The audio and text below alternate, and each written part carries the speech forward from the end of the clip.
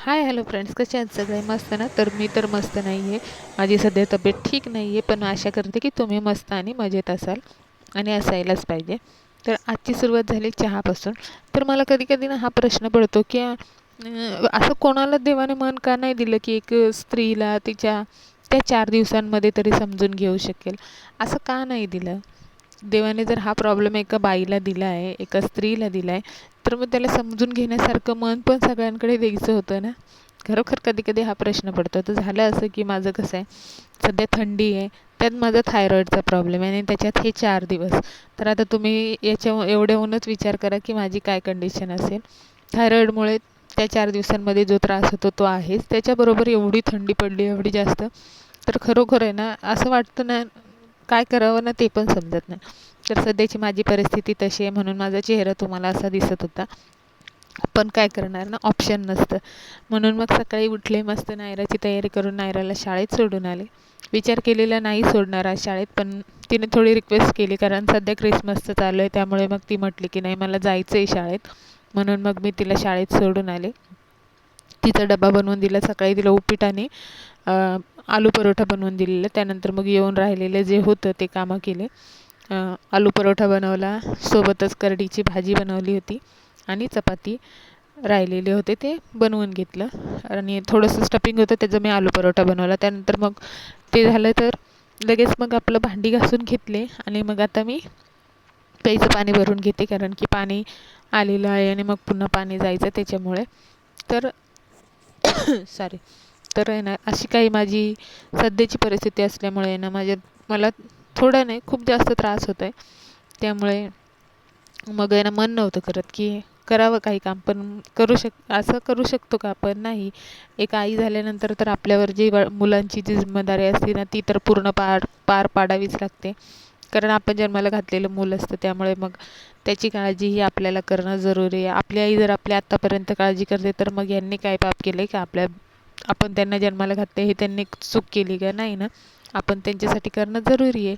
म्हणून मग चला केलं. सकाळी उठले, तिची तयारी करून दिली. त्यानंतर बाकीचे सगळे कामं आवरले. बघा, किचन मस्त चकाचक केलं, कारण आमच्या आईंना चहा बनवायचा होता. मी सकाळी फक्त माझ्यासाठी चहा बनवून आणि चहा पिते.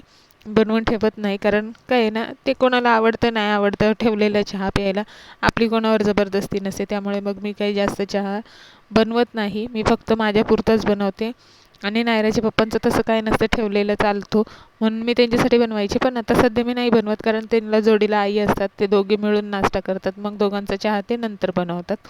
तर किचन मी फटाफट साफ करून घेतलं, कारण त्यांना चहा करायचा होता त्याच्यामुळे.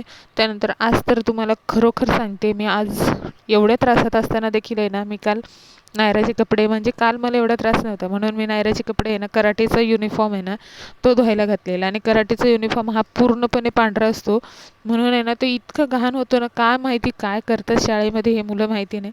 आज मी तो अर्धा तास घासून घासून आणि धुवून आणि पांढरा केलेला आहे. खरोखर इतका मला कंटाळा आलेला ना, पण करणार काय ना, तर मग मी तो पण मस्त असा चकाचक केलेला आहे, पण घासून घासून ना, कारण मी काल भिजायला घातलेला आणि आता ऑप्शन नव्हतं की मी त्याला ठेवून देऊ.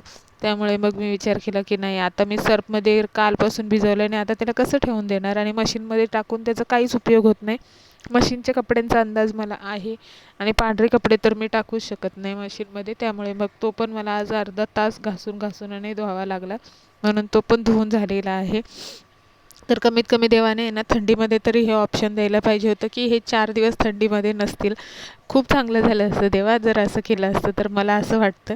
कारण मला खूप कंटाळा येतो थंडीमध्ये त्या 4 दिवसांचा, आणि त्यात थायरॉईड असल्यामुळे आहे ना, आणखीन त्रास होतो.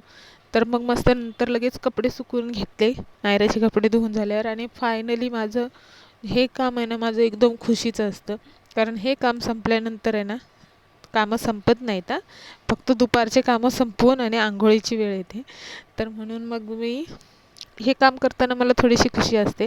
तर राहिलेले होते माझ्याकडे 5 मिनटं नायराला घ्यायला जाण्यासाठी. कामं आवरेपर्यंत फक्त 5 मिनटं उरलेले होते नायराला घ्यायला जायसाठी. म्हणून मग मी विचार केला की नाही, चला जेवून घेऊया तोपर्यंत. 5 मिनटात का होईना, कारण 3 वाजता जेवलं की मग खूप ॲसिडिटी होती. त्यामुळे मग मी 5 मिनटात माझं जेवण संपवून घेतलं. सकाळचं चहा पण आज नीट झाला नाही आणि दुपारचं जेवण पण आज अशा घाई गडबडीत 5 मिनटात जेवावं लागलं. आणि मग नंतर 2 मिनटात तयारी झाली. तुम्हाला असं वाटत असेल खूप मेकअप करते, पण नाही. मी फक्त लिपस्टिक आणि काजळ लावते, बाकी मी फेसला काहीच लावत नाही. आणि टिकली असते माझी आणि कुंकू लावलेलं असतं. बाकी याच्या व्यतिरिक्त मी काही नाही मेकअप करत. जे काय आहे ते मी नॅचरली आहे, बाकी काही नाही. तर भेटूया नेक्स्ट व्लॉगमध्ये. तोपर्यंत बाय बाय, टेक केअर.